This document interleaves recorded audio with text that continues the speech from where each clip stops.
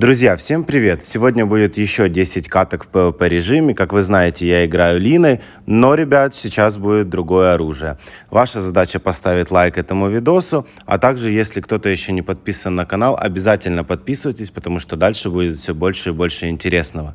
Ну что ж, давайте, в принципе, приступать к первой катке. И как вы уже все увидели, этим оружием является коса. Коса, наверное, не знаю, как по мне, это один из топ для PvP режима. Если вам еще, ребят, попадаются какие-то крутые скиллы, вот у меня сейчас диагональные стрелы и упругие стены. То есть, соответственно, моя задача просто стрелять. Коса сама найдет моего противника и попадет в него.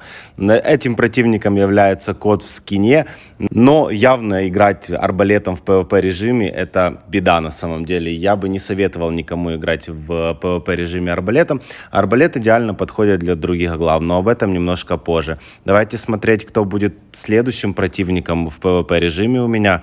Насколько я понимаю, это тот же кот. Ну, давайте еще раз попробуем с котом. Скиллы у нас сейчас совершенно другие, но, ребят, есть кровожадность. Кровожадность — это топ, заморозка — это тоже очень круто. Ну и, соответственно, моя задача просто попасть пару раз в противника. Вы обратите внимание, насколько сильная коса. Вот при одном попадании сразу столько минусуется хп. Смотрите, 2 раза попал, по сути, должно было минусануться там около порядка 14 тысяч, да, оно не минусанулось, не знаю, может какая-то глюк пошел, но тем не менее, смотрите, код расходится просто на ура, тем более есть еще и клоны, которые добивают. Окей, это код. Код — это такое себе. Давайте смотреть, что вообще будет с другими противниками. Сейчас против нас Райан, он с левой стороны, и он тоже с косой. Наверное, этот Райан точно что-то знает, потому что играть с косой сейчас, наверное, это топ, это тренд. И, ребят, если вы не пробовали, еще попробуйте обязательно. Но знайте, что вам надо очень хорошо целиться, наводить курсор на противника, чтобы попадать в него и дамажить. Потому что это вам не бумеранг, к которому мы все, в принципе, привыкли. Вот коса, в принципе, напоминает мне, знаете, скорее всего, лук, но намного сильнее. Намного сильнее. Если у лука больше критов, то у косы больше демага. Вот видите, Райан, в принципе, ничего не может сделать. Хотя скиллы у меня такие себе, я не могу сказать, что супер, но клоны решают. Плюс правильно наводить на противника выстрел. И один из членов группы Став проигрывает сейчас, хотя очень сильный игрок, респект тебе большой. Так, сейчас у нас обратно, смотрите, диагональные стрелы, упругие стены. Ну и давайте карлика возьмем, чтобы по нам вообще не попадались. Против нас сейчас выступает Сильван, он с луком, но я думаю, что Сильваном, ребят, тоже не очень комфортно как бы играть. Все, Сильван просто в минуса уходит. Не знаю, как вы оцениваете оружие такое. Напишите в комментариях, чем вы играете и считаете ли вы косу топовым оружием для PvP режима. Я, наверное, все-таки на данный момент считаю, что это, наверное, топчик. Вот топчик, играйте им, если вы, конечно, умеете. Сейчас против нас Райан, у меня упругие стены есть и двойная стрела вперед. Наверное, это 2 самых таких важных скилла. Что-то Райан, в принципе, думает, хочет ли он со мной играть, но, друг, сегодня, в принципе, я думаю, что я тебя выиграю, так как хорошие скиллы, хорошее попадание у меня. И видите, смотрите, он приближается ко мне, хотя это большая ошибка. Запомните, кстати, еще вот на будущее, если против вас играет человек с косой, вы будете приближаться к нему, не делайте никогда этого. У меня уже были такие случаи, когда против меня играл Райан с косой и с диагональными стрелами. Он просто в тупую подбегал ко мне в упор, 5 тычек, и меня нету. Да даже какой 5? Даже 3 тычки, 4 тычки, и меня нет. Вот это вам совет на будущее. Так, вот у нас Райан в новом костюме таком. И смотрите, довольно-таки интересный Райан. У него хороший набор скиллов, у него упругие стены, диагональные стрелы.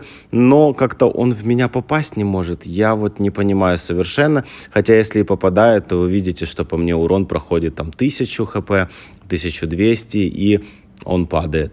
Спасибо, еще одна победа. Так, давайте двигаться дальше.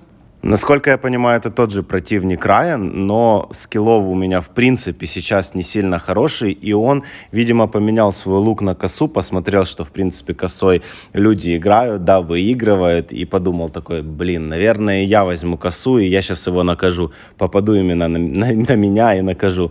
Карта даже то же самое. Смотрите, он меня попадает сходу, молодец. То есть хорошо навел курсор, и у него также есть клоны. Но, ребят, а у меня, как странно, ну, ни одного клона у Лины не появляется. Я заметил, что это довольно-таки частая проблема, что у Лины не появляются клоны, как бы хотелось. Ну вот, первый клон появился, и это ГГ. Победа еще одна. Нет, кстати, это другой был противник, но победа моя, и это на самом деле очень-очень круто.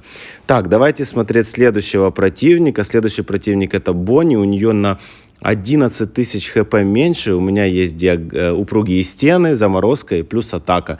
Скиллы такие себе. Ну, я вам серьезно говорю, упругие стены с косой это реально топ.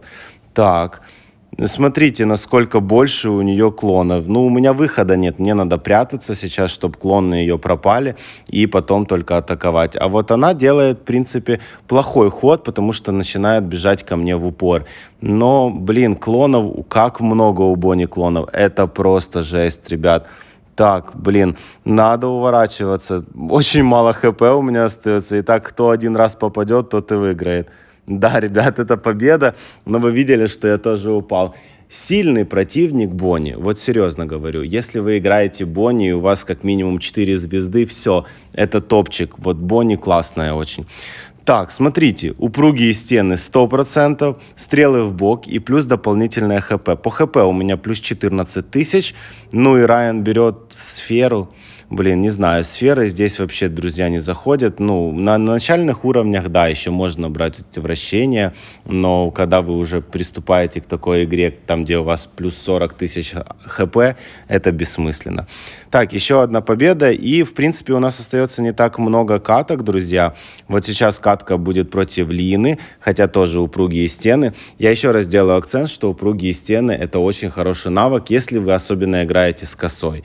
Если вы играете с луком, то тоже, в принципе, можно брать его. Но если вы играете, ребят, например, с бумерангом, я думаю, что, в принципе, не стоит.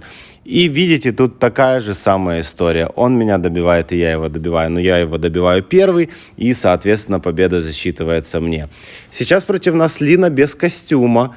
И у нас по скиллам, в принципе, плюс-минус нормально, но хотелось бы и лучше. Давайте возьмем еще, наверное, заморозку, да? Нет, давайте все-таки звезду смерти возьмем, потому что она все-таки будет ее дамажить сверху, и если где-то спрятаться надо будет, то как раз звезда может порешать. Так, у меня клон первый появился, у нее пока клонов нету, и, в принципе, ну, ГГ. ГГ, это еще одна победа, друзья. И наверняка на сегодня будет последняя катка, довольно-таки тоже она будет интересная. Это наш старый друг Дэвид Коннор, которым я очень часто попадаюсь. Он играет Райаном с косой. Или нет, подождите, с бумеранг. Нет, с косой. И сейчас я попробую его также выиграть. Пока я его буду выигрывать, ребят, еще раз акцентирую свое внимание. Подписывайтесь на канал, ставьте большие пальцы вверх. Рубрика будет выходить довольно-таки часто. Мне кажется, что вам это интересно. А так, в принципе, вам спасибо большое всем за просмотр. И до скорых встреч. Пока-пока.